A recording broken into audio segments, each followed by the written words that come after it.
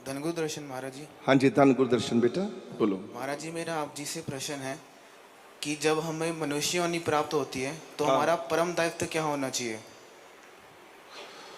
मनुष्य योनि प्राप्त होती है तो परम दायित्व तो बेटा मनुष्य के कर्तव्य हैं। और मनुष्य की योनि कहाँ से मिली है वो भी कर्तव्य है। अब मिली कहाँ से है?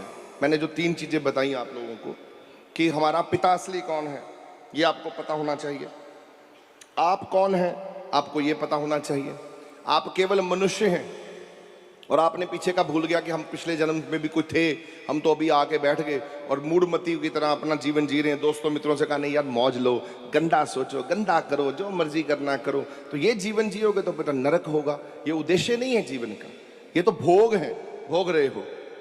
कर्म कमाना चाहते हो, क्यों आए हो? पहला प्रश्न, क्यों भेजा भगवान ने? इसका मतलब कहीं ना कहीं कमी रह गई थी, मिल नहीं पाए भगवान से पिछले जन्म में। पहला प्रश्न का उत्तर ये उत्तर है कि हम मिल नहीं पाए।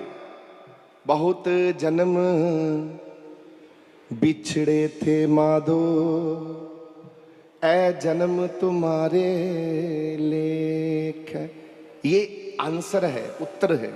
बड़े जन्म हो गए थे प्रभु, आपके दर्शन नहीं किए, आपको मिल नहीं पाए। पुराने जन्म में भी हम आए, ऐसे लौट गए, इस जन्म में फिर से आए। आपने किसी ऐसे घर में जन्म दिया जो माता पिता पहले से गुरु के चरणों से जुड़े थे और हमको फटाफट से गुरु जी मिल गए, हमको गुरु का वर्ण प्राप्त हो गया, नामदान भी प्राप्त हो गया। अब हम गुरु के चरणों से जुड़ के अपने परम कर्तव्य पालन करेंगे और अपने असली धाम, जहां हमारा असली पिता बैठा है, जहां हमारा असली मालिक बैठा है, जो हमारा असली अविनाशी प्रभु बैठा है, इतने सफल हो जाएंगे कि संसार में हम चढ़ती कला में रहेंगे, कोई भी काम कर सकेंगे।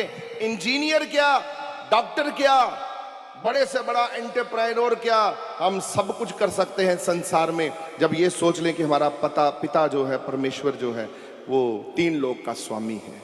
तो हमें वापस भी जाना है, ये दूसरी क्रिया है। यहाँ नहीं रहना, हमको वापस भी जाना है। यहाँ सारे सुख लेकर, सारे सुख भोग कर, आनंद लेके, जीवन का आनंद समझकर, जीवन का पूरा सार समझकर वापस लौटना है अपने प्रभु के पास। ये जीवन का उद्देश्य है।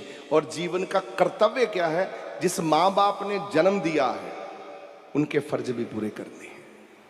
ये नहीं माँ बाप से भाग जाओ, माँ बाप को छोड़ दो, माँ बाप को त्याग दो, ये नहीं काम। क्योंकि माँ बाप से भागोगे, भगवान कहेगा बेटा मैंने तुझे उस माँ के पास भेजा, उस पिता के पास भेजा, तो तू वहां से भाग गया।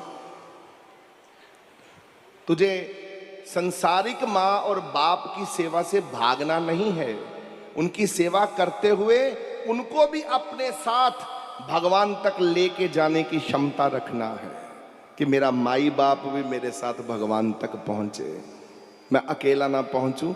ऐसे कर्म करने हैं, उनको भी शिक्षा देनी है प्रभु के साथ जुड़ने की, जोड़ने की। ठीक है, ये कर्तव्य करने हैं, कर्तव्यों का पालन कर। भागोगे फिर कुछ नहीं होगा, क्योंकि तुम साधु नहीं हो, सन्यासी नहीं हो। सन्यासी ने तो सन्यास ले लिया, संकल्प ले लिया, भाई मैं छोड़ दूंगा संसार।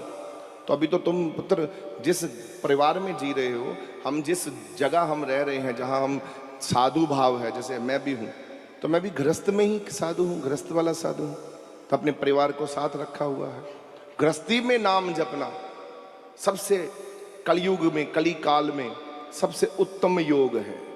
गृहस्थी में नाम जपना, तब पता चलता है व्यक्ति अपने भगवान से पूरी तरह से जुड़ पाएगा कि नहीं, क्योंकि सारे कर्तव्यों का पालन करते हुए एक प्रभु का पूरा पालन करना। प्रभु वापस लौट के हम आएंगे ही आएंगे। खेल तुमने माया का डाल दिया, पर हम खेल को तोड़ के वापस आएंगे प्रभु, हम समझ गए तुम्हारा खेल। तो ये प्रभु को आपने कहना।